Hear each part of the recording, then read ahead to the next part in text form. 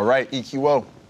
Yo, you know what's funny, man? Like, when we started doing On Point, it was around the same time you came into the league, and you were one of the first people we requested to come here. So I'm glad we finally got you here, man. Yeah, man. That is EQO, the man from Israel showing up to play for the Fusion. You came out of nowhere, man. Like, a lot of people didn't know about you beforehand. How's it been so far since you've gotten into the league and made a name for yourself? At first, when I got into the league, it was kind of a slight struggle because there was so many expectations because Shadowburn was such a good player on the team, and I had to work so hard to like replace someone like him since he was amazing.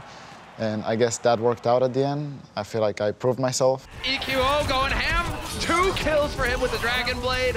When you were 3 years old, you moved from Colombia to Israel. Can you tell me a little bit about like your upbringing? When I first moved to Israel, like obviously I didn't know the language, so I was kind of just like a shy kid. I never like talked to anyone.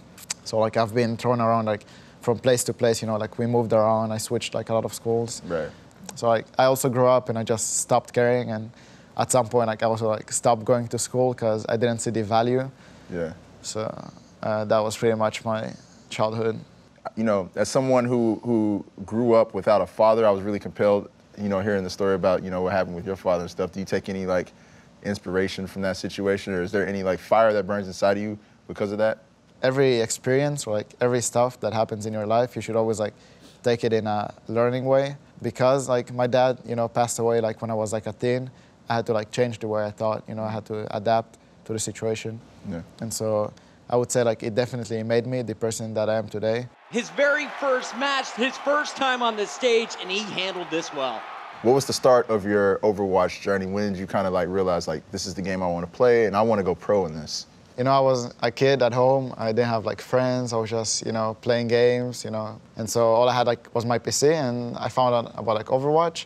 Obviously, you know, I fell in love. Like Overwatch was an amazing game for me, and I just started playing. And so slowly I started like grinding and improving, and eventually I would hit top 500.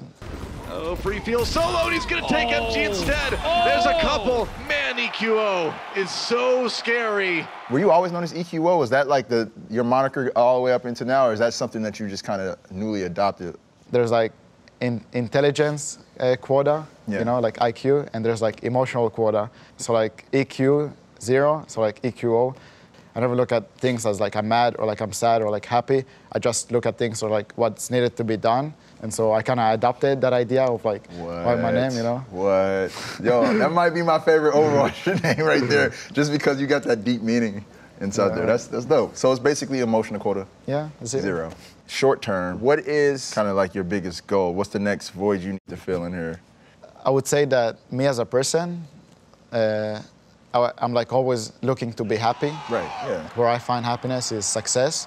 Whenever I do find success, I reach my goal, I don't feel it at all, and I just want more, you know? Want more, and yeah. so eventually I'm just chasing this idea of like the big success, or like when I'm actually gonna be happy. And so every time I would reach a goal, I was just greedy and I just wanted more and more and more. And so I would say that got me here where I am now. I wouldn't say that I found happiness yet. And so I'm just in this endless cycle of just, you know, hitting the next goal and the next goal and the next goal. Right. And that's how I've been living, I guess, my past 2 years. I've been living like in this way, and I'll probably be living this way for a longer time because I still feel like there's so much I need to actually, you know, be happy, I guess. That's currently my journey, like with my team.